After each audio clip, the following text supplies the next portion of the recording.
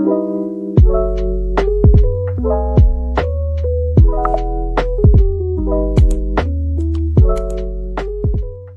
everyone, it's now seeing ma'am. Ako huji Diwali ki suti loidana ako kung mo chatore abane ko. Ma'am huji ako jumdegi sigagi chatore. Ado do ko huji packing to loina poche puna ma gari dap chale ma'am tum jenghalake ke poche puye do da ina ata thana begi kana su puri ba jenghalake ma'am da. Ma'am sigagi asige plan ani se siga kha chawhalle bane ko ase se pura chalani ada adegi asigi ne khami simbi ki chara se kheki mapan da tha ye na puri ni se ni se pura ni nigi gai da poche puna hapse na loire gai manung da ubra poche puna ma hapse na loire ko jik thoni ngatang ne daga ado ma'am दे पोरम हो जंगान की अखोई cherry सिंगा संग संगांग ना का चाव ना पाले बने को तो ये यंग हलके सिगले रे मैम तो सिगले दो से अखोई चेरी पाम्पी दो लाने ये उठकी बदो चेरी से मैम ना मुन्ना पाले मुन्ना पान बता ना तरह ने मखा दसु तारे ना संग संगांग ना दो तारे सिगले रे चेरी से Mommy, what happened? ओ चेरी तारे हाँ Chewy. 지금 그 제리 밤비네 봐 진짜 냠 빨래 시부다 시부다 লাল চেরিও গো একটু তুলো না লয়ে যাইব নিচে পড়ে যে ভালো আগো উঠাই লাও সব সে চেরি সে হেগে পুরাগে হে নি মামা না কাকা আমা সেন তই হে 용네 마이 চেরি 해 그래 মসক 용 মসক 용 그 토마토 차라세 마 빠이레가 তই 세 지금 পুরে তো তই নে 아도 부드러. Sorry, I don't want to. I got it. Okay. 시부다 다 헬리니 세 부러 자스라게. Ready? 해. No, got it. 디오나 따라래 디오나. 얘 가이잖아. 됐다. 요 거기 볼세 니체. 니체 볼세. 가리? 돔타이 해도 봐. Cheers, 돔타이. 오케이, 체리스 돔타이. Why, Mama?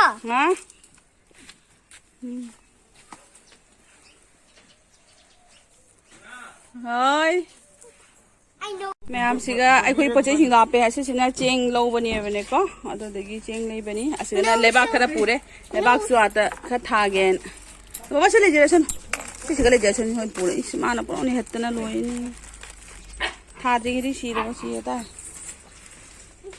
Ma'am से ओइना हपसले से पूरा नी हुजी अखोई खिबदा ओइ Yes, to it. Hello ma'am को हुजी जुमदेगी थोकले चत्तगी लंबेदनिया बने को कोई नोइना पोचे मैम जो पोचे से हापा चंददना इदम थाई पोचे फिरोन करा सुने तो पूरा लाबा अदुना कोई लाहार प्रो को बेग सिंगदोगा गम चंदरे बने Mommy, wait, ocean check inside to it. Okay होय When you ocean side to it. तौरे This ocean side. खांगे ngang खरे नंग जारे Ocean. खरी ममांगदना बिदना कप्पा अद फुजिंग न ngang बना जोय अदोनी मैं अदोनी पोचे की चंदरे पोचे मैम सिंगसे लान लेरंबेगी अदोद हुजी कुमु बन सुटी लोइरे अदोदगी अखोय कुमु हल्ले गाजरगुम थेंगनासी आदा थाबे लेबाक खरसु पोरेये बने को दोनी तोखरा लेइरगा अदोदो थानी अदोदो टोमेटो चरासु पोरेये बा अदोदो म्याव होइन जौरगा येमिनासी हजिति अखोय चटले थोए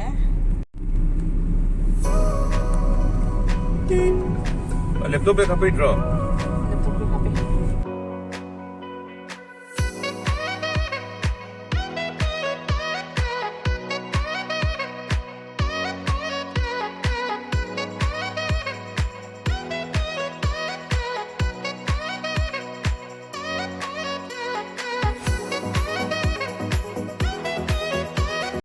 कोई हुजी जुम जौरे असिगा अथकी इबायगी लोइबा हुई लेम्बा अतिया से मोया हुजी मोली केनादी कोई ग्रेनाइड लपा लोइद्रिया बने जुम सेगी आदादगी जुम जौरे हुजी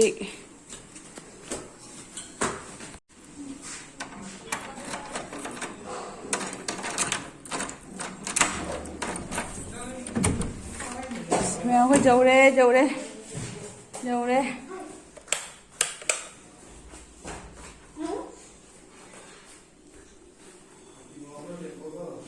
मचा अखोई व्हाइट हाउस औरबो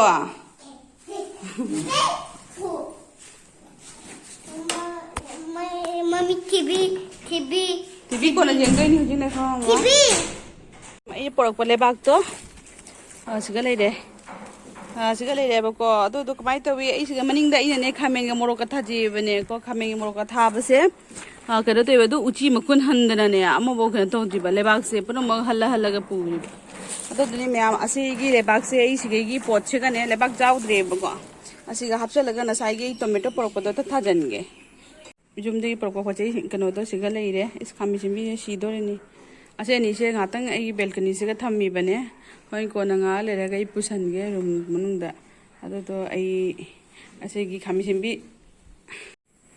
मैम आई हुजिक सिगने खामी सिम्बी से थागे असेगी टॉप से लेबा हापा पुसलकपदो से थागे अदो इखे बाने के थायेंगेरा सिगा लेदे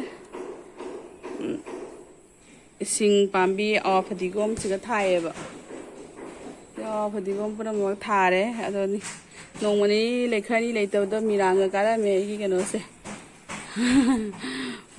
पचई सिंग से अदि मैम सिगई थाजल लगे खामी सिम्बी से सी टॉप से कमाय तो हिंगद्रा कमाय तो खंगदे मैम ए हुजी इसिंग खितंग खितंग हेबीगे पोचा थारबनी ने इसिंग खितंग हेबीगे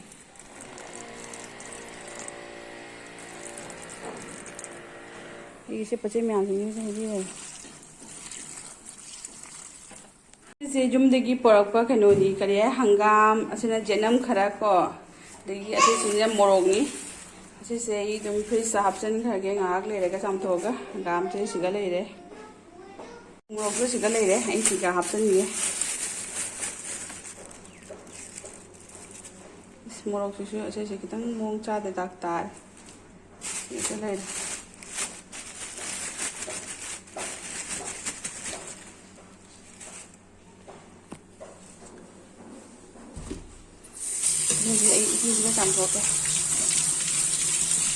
चामथोगा दुगी मथुम तहाला थंदे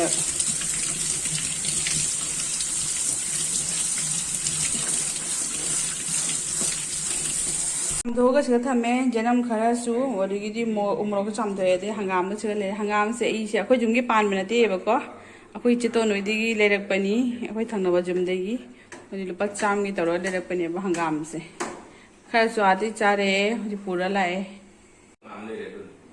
हुजी पोचे थाबा लोइरेबको प्रॉब्लम हुजी हिंद लेबाक हापचंदना तौना थारे अदो हुजी इमु से अमतंग वाइनु सितोगे अदो लोइरगा थेंगनसिको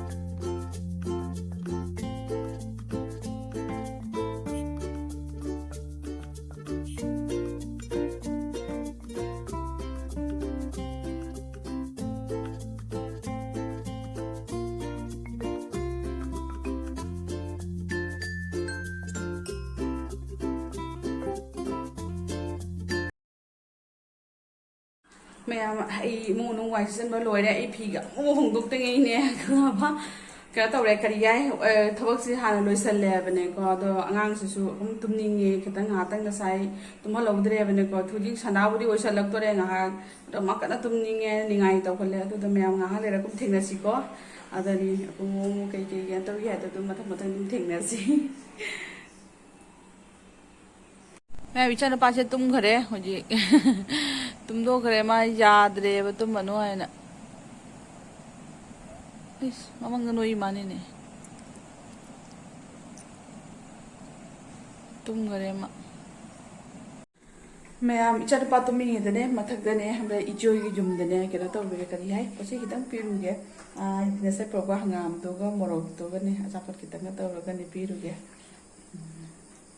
रे हंगाम सिगा मोरक सिगा से अचापत खितंग पिरुगे मा ngang सिंग लेबतो ददai चलोगे मथक मैम आई हुजिक चालो लिएबको कईना हदी कांजोंगी इपामुंगी ने ngang sing lai ji सुमायना नि मोय से एयरटेल की केडो तौरिएबा थबक तौरिएबाने अदा कोई नेट की से कोई वायर से मपान दा कोई इबाई मथकन ले मथक ले इबाई अम्बगे इबाई ने मोय हुइदन चिखायरमेबा को अदोदना कदा जाद्रे अदुदगी पान बलाई बेदे हिमा अदु सेम अदोदन हिमा चालो ले हुजि ये हलके मैम हुजि सिदा चालो ले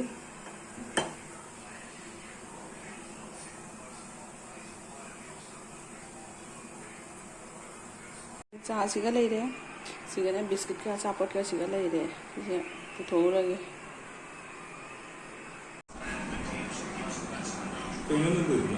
मैम चन पासे तुम्बो हौदोइबा थिंगजले संदाउ इसलेना द साउ दइसे जो मसक से उदे साउ काफे है ना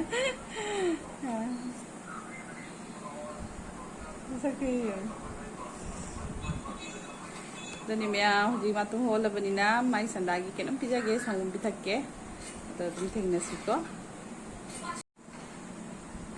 तुमनिगी बने तुमनिगी बो तुमनिगी माने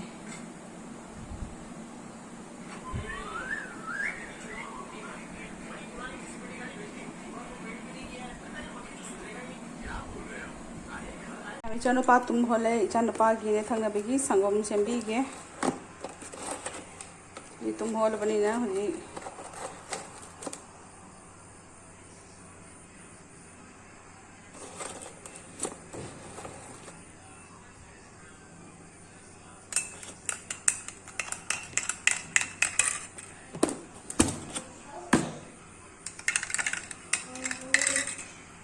मैम ए इधर छिल्ली 신브라 아 푸이트 로레 푸이트 도 많이 떠노 मैम नसाई स्ट्रॉबेरी नते चेरी मैम असेगी असे अखोगी चेरी दोनी बने जुमदे हेगलकपदो इजानु पास है क्या तो इसे जो नसाई चेरी दोनी चले रे आई जेंगे चले रे okay okay okay okay ma'am इचानु पाली लिबा फुरी से इदम धागी फुरी दी हुजी पुदी दम इंद्री आइना चाब्रा जेंगे लेखिबा हाइदी मने तो नने लंदन देगी प्रोकपनी बको प्रोकपदो टेक प्रोक थोक्त्री सिगा ले मोय टेक प्रोक थोक्त्री So yummy. सिगा ले टेक प्रोक थोक्त्री बने अदो दो माना लो थो जाद्रे ने तनी मैम हुजी फोना से संगोम पिथके ना मिल्क थोइद्रो हाँ ना मिल्क थोइद्रो बेबी जंगो से मिल्क थोइद्रो फुट दट्टी ओरनी फुट दट चूरनी से चेरी से थमो होय गाले जाना बेगी ओके Hey, it's mine. विचानु पास से स्पून न तौरगा संगोम थक्तोइनी मा हैना दे संगोम थक्पसे मिक्स नते से मा इनबिरगे से तो Mix. Hey, mix. नुपा संगोम थक्प मैम इचानुपा संगोम थक्प लोरे मा चेरी से नसाई जुमदे हेगलकप चेरी दोनी अदा मा हुजी मा पाइन सानारी ओ चेरी तारे sorry What did I say? ओ सॉरी से एक्सक्यूज मी हेरो अदनी मैम मा चेरी से पारे साना चेरी से कितंग मुली सिल्ले बा चेरी से कमायना किरा तोरगा सेम दोइनो खंगदे थुमन दोइनो खंगदे दनी मैम वीडियो से मतंग सुम लगे मैम नुसिबिदुना आई चैनल से लाइक सब्सक्राइब शेयर तोबिरमु कमेंट से तुम हाइबिरमु नुंगाई नुंगाई दे हाइना मैम वीडियो से मतंग से सुम लगे बाबा बाय हाइरो Bye bye. फजना हाइरो जेंगो Bye bye. see you later See you later. जेंगो से I'm drinking. अंत जेंगो नुसिबुनी बाय Drinking. ओके